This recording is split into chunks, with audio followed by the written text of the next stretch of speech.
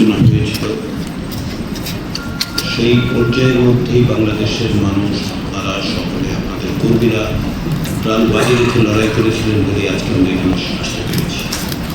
সেই জায়গার সেই স্মৃতি, সেই পরিস্থিতির কথা বিবেচনা করলে আমাদের উপর যে দায়িত্ব, সেই দায়িত্ব পালনে আমাদের চেষ্টার কোনো ব্যর্থ থাকার কথা নয়, এবং আপনারা সেই চেষ্টা করছেন, আমরা সকলে মিলে সেই চেষ্টা করছি। কিন্তু সময়ের স্বল্পতার কারণে আপনারা নিশ্চয়ই লক্ষ্য করেছেন অনেক বিষয়ে আলোচনার ক্ষেত্রে আমরা যতটা প্রত্যাশিত অগ্রগতি ততটুকু অর্জন করতে পারছি না। কিন্তু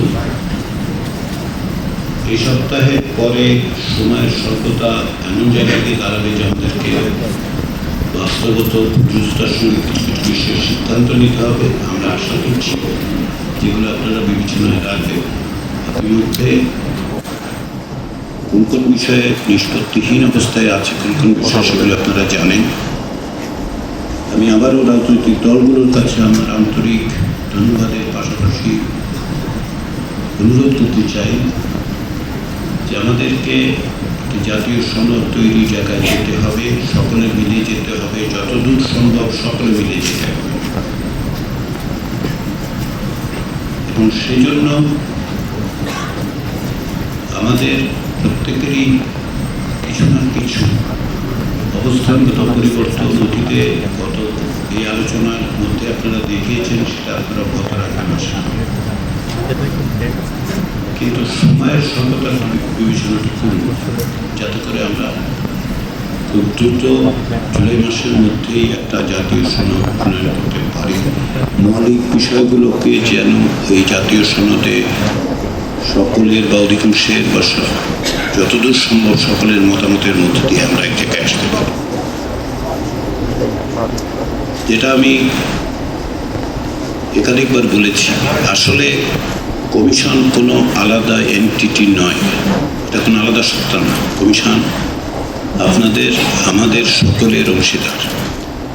ফলে যদি আমরা কোথাও কোথাও ব্যর্থ হই, সেই ব্যর্থতা আমাদের সকলের, কমিশনের বিষয় নয়। যুক্তরাষ্ট্রের 1 নম্বর জিম চেইন গোল্ডস জিম এখন আবারও বাংলাদেশে। বসুন্ধরা আবাসিক এলাকা ও বসুন্ধরা সিটি শপিং মলে।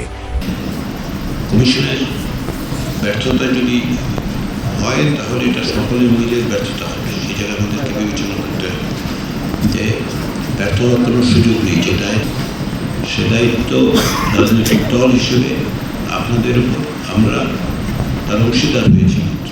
কমিশন আপনাদের প্রচেষ্টার অংশীদার হয়েছে। কমিশনের আলাদা করে একটা সত্তা হিসেবে যুক্ত হয়েছে এই আলোচনায় তার নয়।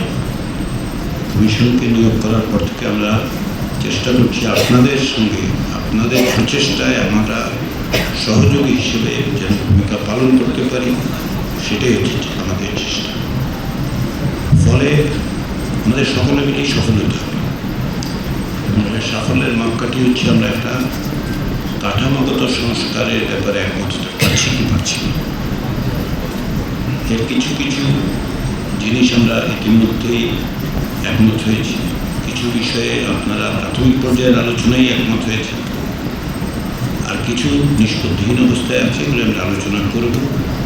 আগামী কয়েকদিনের মধ্যে আলোচনায় আমাদেরকে এই সমস্ত বিষয়ে সিদ্ধান্ত নিতে হবে, এবং সেই সিদ্ধান্ত গ্রহণের ক্ষেত্রে আমরা যেন আমাদের প্রত্যেকের দায় এবং দায়িত্ব অনুভব করি, এবং আমরা যেন স্মরণ করি যেন আমরা কীভাবে এইখানে এসে উপস্থিত হতে পেরেছি,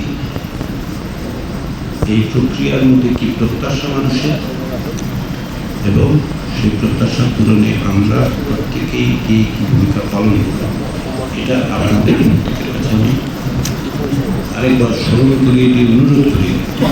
আমি আমার বক্তব্য শেষ করছি।